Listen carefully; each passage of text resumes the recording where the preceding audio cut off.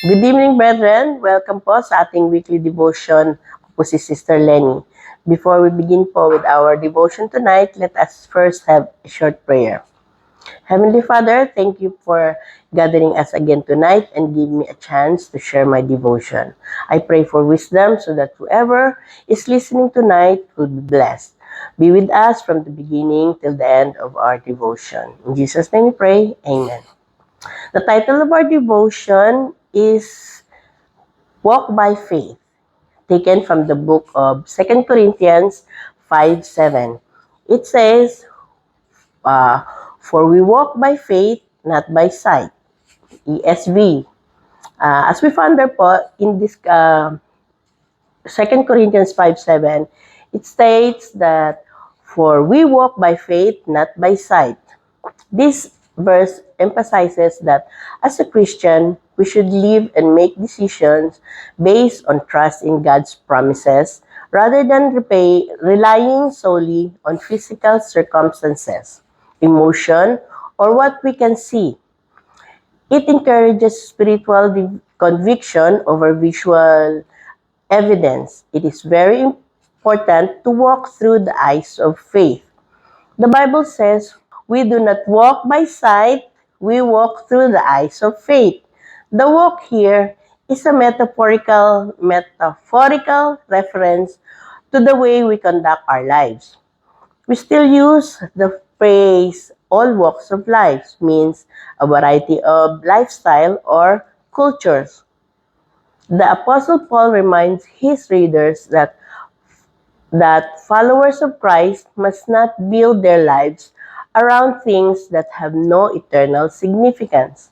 Rather than pursuing the same things the world pursue, a Christian should focus on unseen realities such as Jesus and heaven. Paul goes to say, so whether we are at home or away, we make it our aim to praise Him.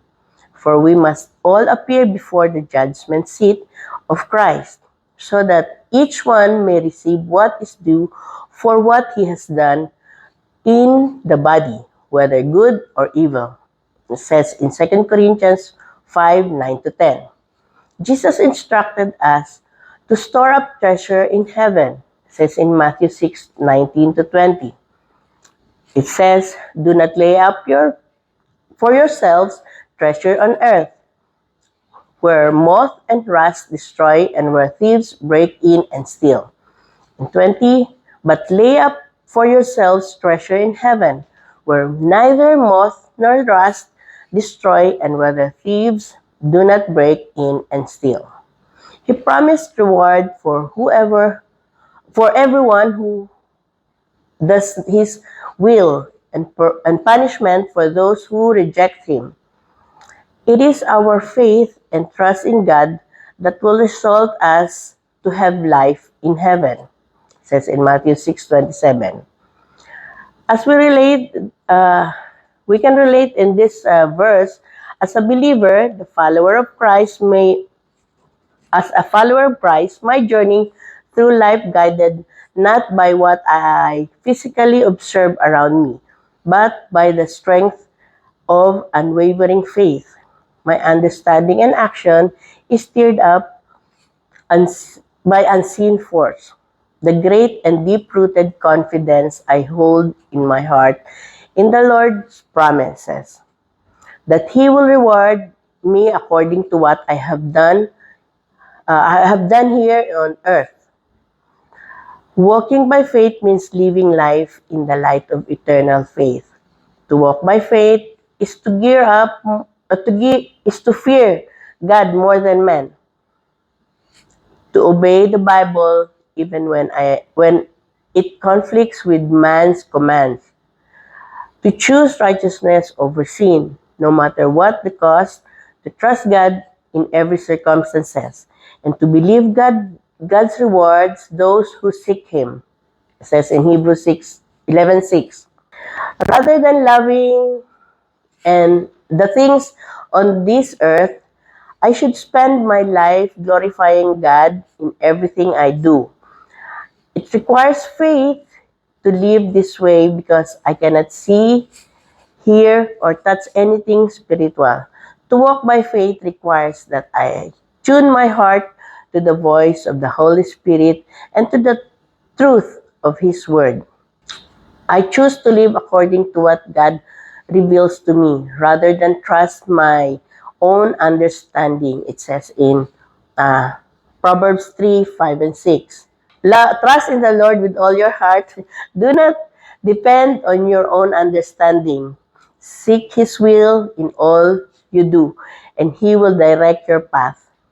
As we apply on this verse, important keys. Living by faith means walking refers to daily living means meaning faith guides my action, decision, and trust in God rather than immediate, visible, or material circumstances, not by sight.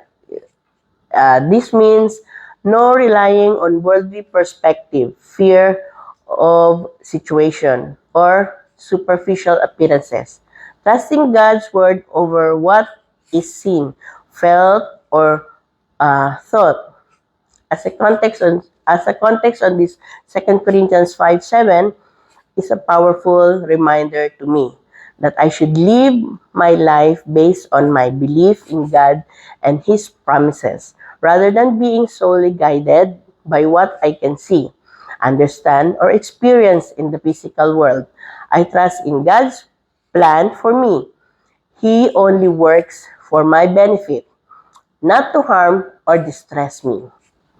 This is encouraging to me as a believer to find courage and confidence in eternal life with God, even while living in a physical body.